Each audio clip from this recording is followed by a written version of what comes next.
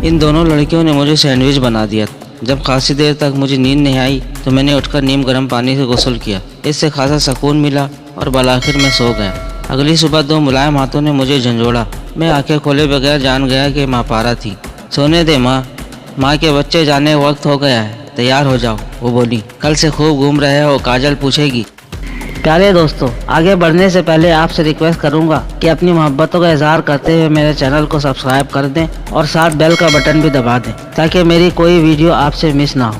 اب آگے چلتے ہیں۔ کاجل پوچھ چکی ہے، میں نے جھلا کر کہا اور اٹھ بیٹھا۔ میری آنکھیں بدستور بند تھیں۔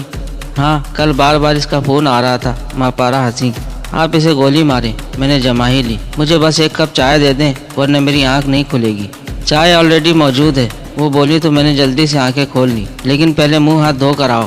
میں اب بچہ نہیں ہوں، میں نے جھلا کر کہا۔ ہاں، میں بھی دیکھ رہی ہوں، کل سے 2 لڑکیاں پیچھے پڑی ہیں۔ وہ زور سے ہنسی۔ اور تیسری آپ آ گئیں صبح صبح، میں نے بدتمیزی سے کہا۔ ہش، وہ جھینپ گئی۔ صبح ہی صبح مار کھاؤ گے؟ بڑے شوق سے۔ کیا نرم و نازک ہاتھ ہیں۔ استاد محترم کے پتھر نما ہاتھوں سے تو بہت بہتر ہیں۔ استاد محترم آ جائیں گے اگر تم 10 منٹ کے اندر تیار ہو کر ناشتے کی میز پر نہ پہنچے۔ ناشتے پر سبھی تھے۔ شامی بدستور چہک رہا تھا، باقی سب بھی ہنس مسکرا رہے تھے، حتیٰ کہ ماریا کی بڑی بہن بھی بہتر نظر آ رہی تھی۔ ماریا البتہ کبھی کبھی غمگین نظر آتی، لیکن اس لمحاتی دکھ کو بڑی خوبی سے چھپا لیا کرتی تھی۔ ناشتے کے بعد ملازمین نے ایک چھوٹی جیپ میں ہمارا سامان لادا۔ اس میں آگے پیچھے 4 نشستیں تھیں اور عقبی حصے میں سامان رکھنے کے لیے ایک چھوٹا خانہ تھا جو اس وقت سامان سے لبالب بھرا تھا۔ چھت پر بھی سامان رکھا تھا۔ محمود نظامی نے حسن علی سے ہاتھ ملایا، پھر مجھے گلے سے لگایا۔ میں تمہارا شکر گزار ہوں بیٹے، رقم گئی کوئی بات نہیں، لیکن عزت بچ گئی، یہی ہمارے لیے بہتر ہے۔ مجھے شرمندہ نہ کریں، آپ پاپا کے دوست ہیں، اس ناطے میں آپ کو بھی اپنا بزرگ سمجھتا ہوں۔ میں نے کہا اور سوچے بغیر نہ رہ سکا کہ ان کی عزت دشمن سے تو بچ گئی تھی، لیکن ان کی اولاد جس راستے پر چل رہی تھی کیا وہ اپنی عزت کو محفوظ رکھ پائیں گے؟ ماریا اور اس کی بہنوں نے بے تکلفی مجھ سے ہاتھ ملایا، بلکہ ماریا کے انداز میں غیر معمولی گرم جوشی تھی۔ حسن علی ڈرائیونگ سیٹ پر تھا، اس کے برابر میں ماں پارا بیٹھی تھی۔ جب میں پچھلی نشست پر بیٹھا تو ماریا نے مجھے ایک پیک شدہ چوکور ڈبہ دیا۔ یہ تمہارے لیے گفٹ ہے میری طرف سے، وہ آہستہ سے بولی۔ شکریہ، میں نے کہا اور اندر بیٹھ کر دروازہ بند کر لیا۔ حسن علی نے جیپ چلا دی۔ اسلام آباد کے خوبصورت راستوں سے گزرتے ہوئے میرا ذہن گزشتہ 2 دن کے واقعات میں الجھنے لگا۔ جمشید پہلے سے روانگی کے فوراً بعد ہی مجھے حیرت انگیز نوعیت کے تجربات ہوئے تھے۔ ایک لڑکی آنن فانن میری محبت میں گرفتار ہو گئی تھی، ایسا صرف قصے کہانیوں میں پڑھا تھا۔ ڈاکوؤں کے خلاف ایک سنسنی خیز فتح حاصل کی تھی، جبکہ میں نہتا تھا، ایسا صرف فلموں اور ڈراموں میں دیکھا تھا۔ یوں لگ رہا تھا جیسے میں کسی تنگ ندی سے نکل کر کسی وسیع دریا میں داخل ہو گیا تھا۔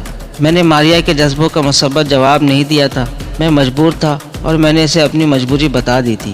میں نے بے خیالی میں اس کا تحفہ کھولا، اندر سے روایتی تحفہ نکلا جو اکثر لڑکیاں اپنے محبوب کو تحفے میں دیتی ہیں، یعنی پرفیوم۔ ایک لٹو نما شیشی تھی جس میں زردی مائل نیلا سیال ہلکورے لے رہا تھا۔ میں نے بے خیالی میں اس کا بٹن دبایا، اسپرے کی ایک پھوار فضا میں گئی اور فضا آہستہ آہستہ مہکنے لگی۔ بڑی انوکھی مہک تھی، اسے کوئی نام نہیں دیا جا سکتا تھا۔ خوشبو پھیلی تو ماں پارے نے چونک کر پیچھے دیکھا۔ بڑی پیاری خوشبو دی ہے ماریا نے، وہ بولی۔ بڑی پیاری لڑکی ہے، ان کا لہجہ معنی خیز تھا۔ دنیا میں بہت ساری لڑکیاں پیاری ہیں، میں نے بے پرواہی سے کہا اور شیشے کو واپس پیکنگ میں رکھ دیا۔ لگتا ہے کاجل نے ہوش ٹھکانے لگا دیے ہیں تمہارے، کل سے اڑے اڑے پھر رہے تھے۔ حسن علی ہنسا۔ لڑکیاں اسی طرح ہوش اڑاتی اور ٹھکانے لگاتی رہتی ہیں، میں بولا تو حسن علی کھسیا گیا۔ ماں پارا نے اپنی بے ساختہ مسکراہٹ چھپانے کے لیے منہ دوسری طرف کر لیا۔ میں تھکاوٹ سی محسوس کر رہا تھا، اس لیے پچھلی نشست پر دیم دراز ہو گیا۔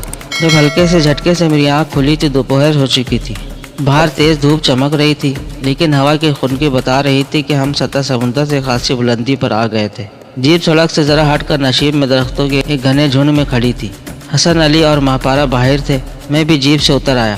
مسلسل ایک ہی انداز میں رہنے سے جسم جم سا گیا تھا۔ میں نے ذرا ہاتھ پیر چلائے، کچھ ہی دور ماں پارا ایک چھوٹی سی ندی کے بہتے پانی میں پیر ڈالے بیٹھی تھی۔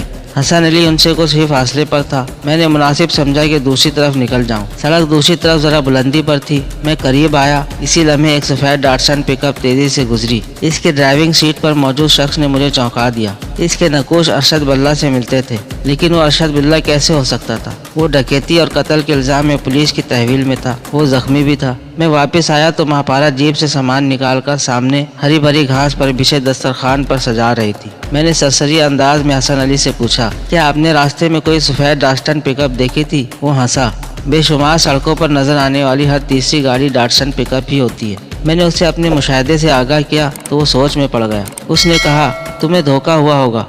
ممکن ہے، لیکن بہتر ہوگا کہ راستے میں ذرا محتاط رہیں۔ ہم نے ڈاکوؤں سے پنگا لیا ہے جو اسلام آباد جیسی جگہ پر دیدہ دلیری سے وارداتیں کر رہے تھے۔